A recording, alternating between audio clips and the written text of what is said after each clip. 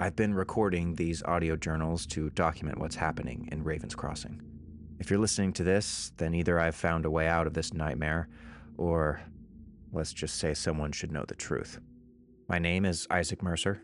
2 weeks ago, I accepted a position as the new water quality inspector for Ravens Crossing, a small town nestled in the mountains of western Pennsylvania. The previous inspector left abruptly. Health reasons, they said.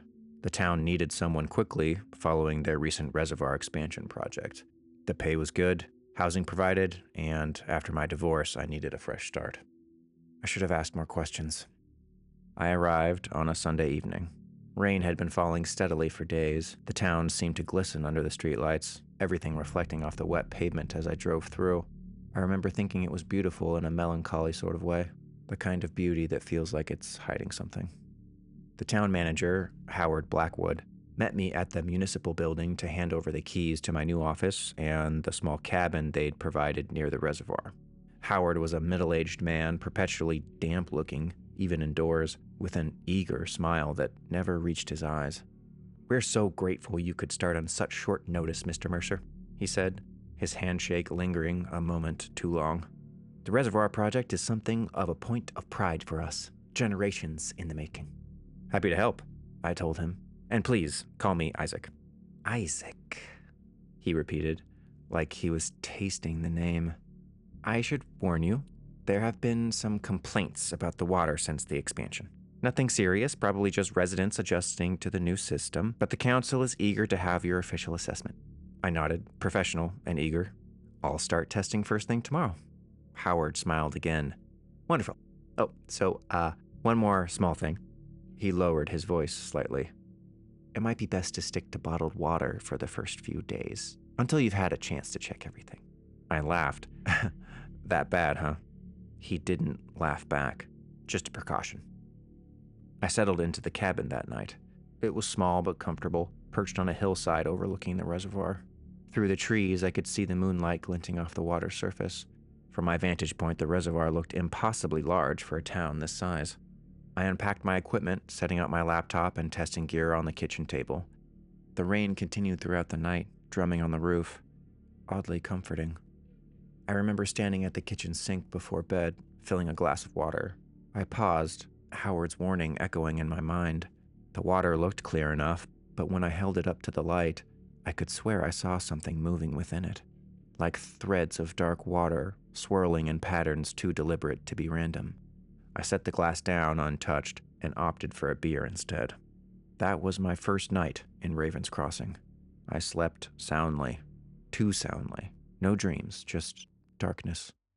My first official day began at the water treatment facility, a surprisingly modern building for such a small town.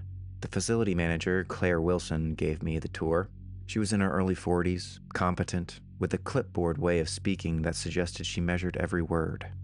"The expansion project doubled our capacity," she explained as she walked through the main treatment room. Massive filtration tanks hummed steadily. "The old reservoir couldn't keep up with development plans." "Pretty ambitious for a town this size," I remarked. "We're planning for the future," she said. Something in her tone made me look at her more closely. There were dark circles under her eyes, and despite the professional demeanor, her hands shook slightly. "Everything okay, Claire?" She hesitated. "Just tired. There's been a lot of maintenance issues since the expansion. Nothing we can't handle." She led me to a small laboratory. "This is where you'll be doing most of your testing. Your predecessor left everything in order." The lab was immaculate. Too immaculate, like it had been scrubbed clean. I noticed a filing cabinet with a new padlock. "What's in there?" I asked casually. "Historical data, town records, nothing you'll need immediately." Claire checked her watch. "I need to check the intake valves. Feel free to get started. The recent complaints are summarized in that folder." After she left, I reviewed the complaint file.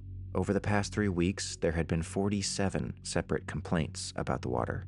Metallic taste, unusual odor, discoloration, but most troubling were the health complaints. Headaches, unexplained thirst, vivid nightmares, and in a few cases, blackouts. I took preliminary samples from various points in the system and began testing. Everything looked normal at first glance. pH levels, bacteria counts, heavy metals, all within acceptable parameters. but there was something odd about the samples when held up to the light. Those same dark threads I'd noticed in my glass, almost imperceptible until you knew to look for them. I prepared slides for the microscope. Under 400 times magnification, I saw them clearly for the first time. Black, vein-like structures moving through the water. Not microorganisms, not sediment, something else. I increased the magnification to 1000. The veins appeared to be pulsing. I quickly took photos through the microscope lens, then prepared culture dishes to isolate whatever this was. When I looked back at the slide, the black veins had vanished. Just clear water remained. I checked my phone to see if I'd successfully captured the anomaly. The photos showed only normal water samples. Nothing unusual. But I had seen it. I know I had. That afternoon, I visited some of the residents who had filed complaints. The Morgans were first on my list, a middle-aged couple who reported discoloration and a metallic taste. Sarah Morgan invited me in, her smile strained.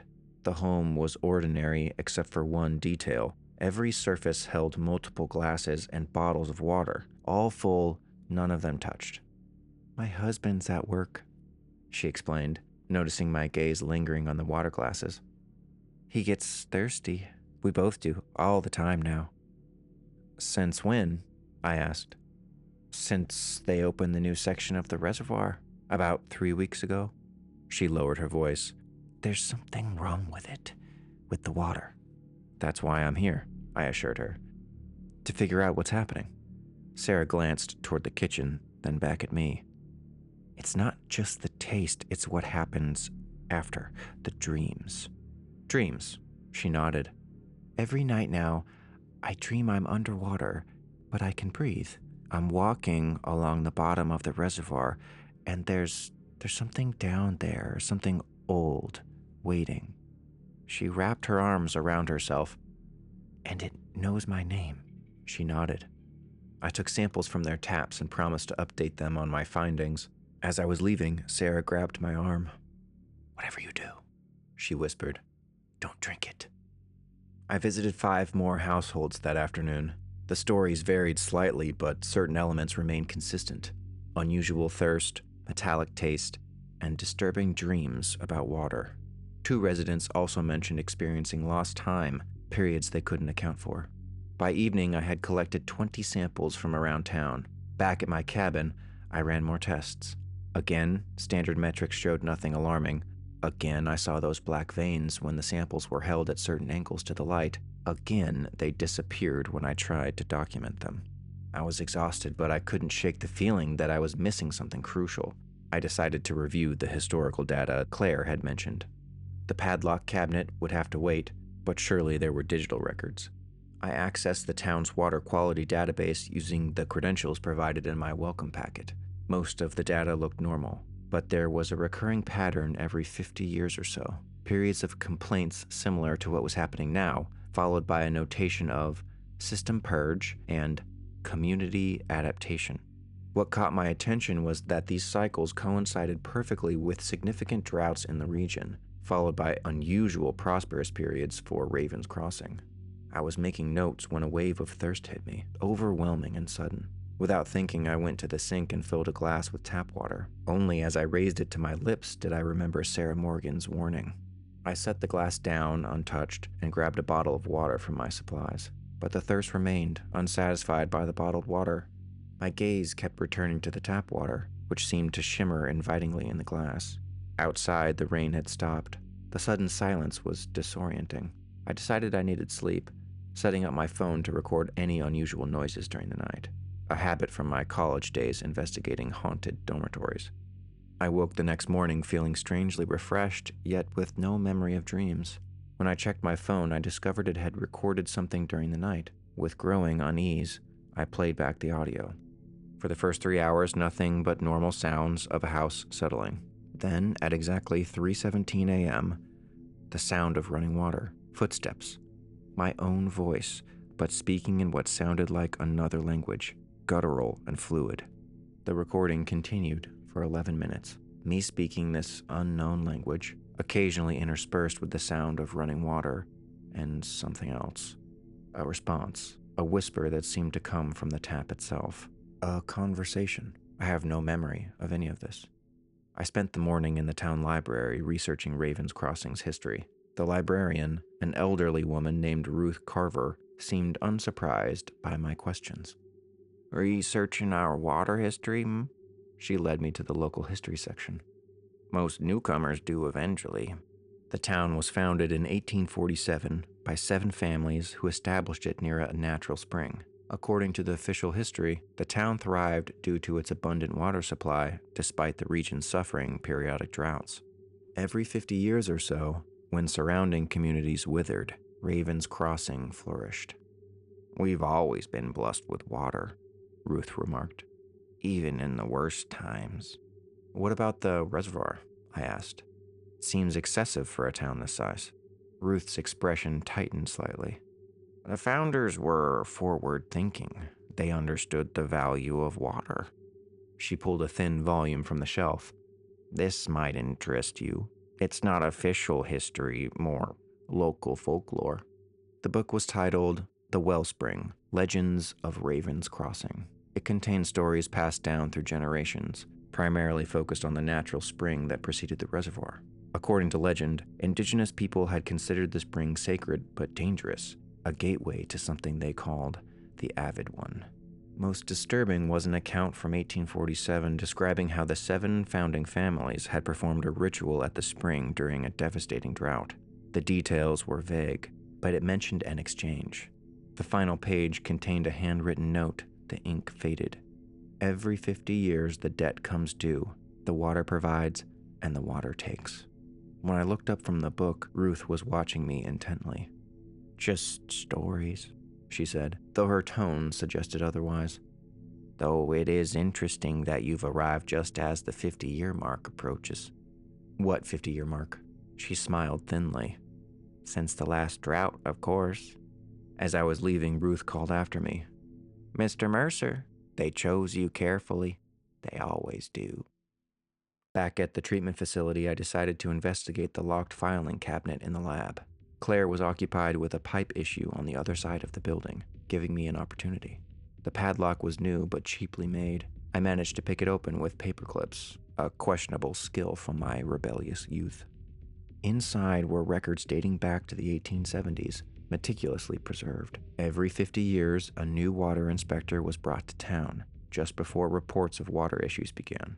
Each time the documentation ended abruptly, with the inspector's resignation due to health concerns, or, in 2 cases, their unexplained disappearance.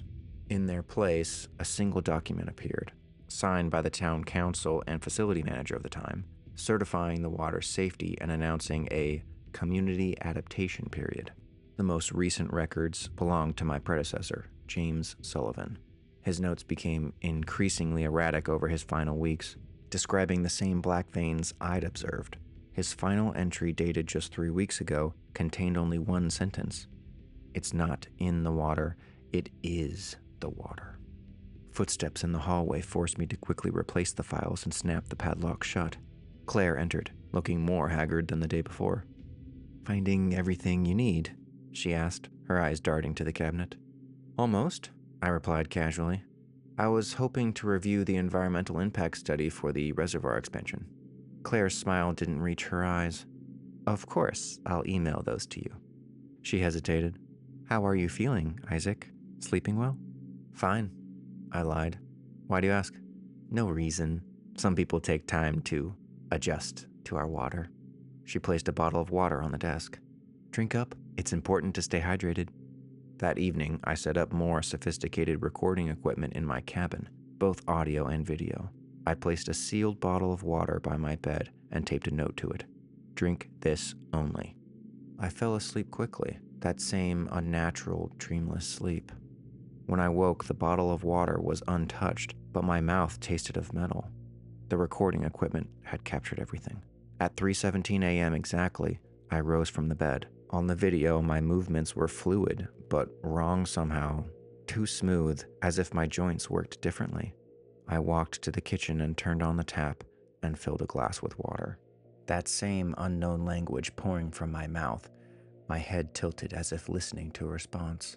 Then I drank deeply from the tap water, refilling and drinking 7 times. Most disturbing was what happened to my reflection in the kitchen window. As I drank, the video showed my reflection moving independently, its mouth forming different words than mine, its eyes fixed on the camera rather than mirroring my gaze.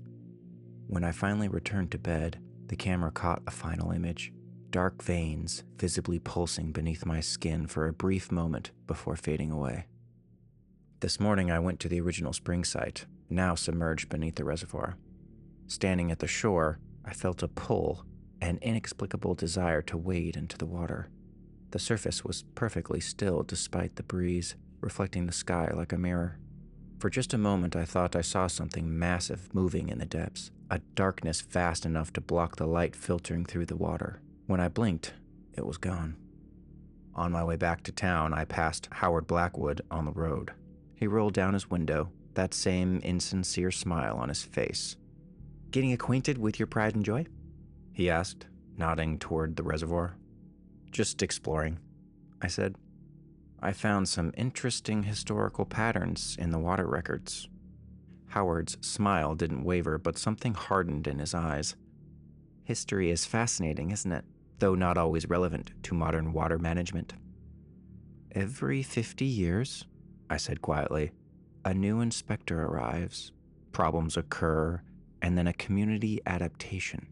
What exactly are you adapting to, Howard?" He stared at me for a long moment. "You're beginning to understand then, sooner than most," he sighed. "It's nearly time for the town council meeting. We'll expect your initial report tonight." He drove away before I could respond.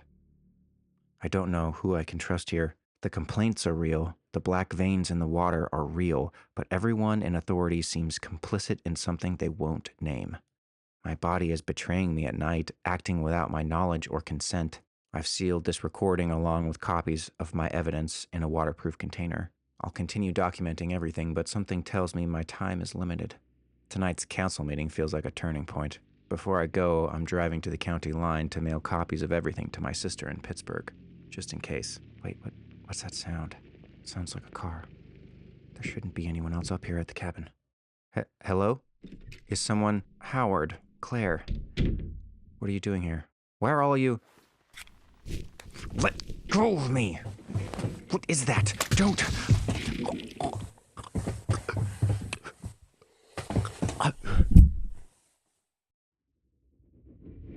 We apologize for the interruption. Isaac Mercer is experiencing an adjustment period. He will continue his work after tonight's ceremony. The water provides and the water takes.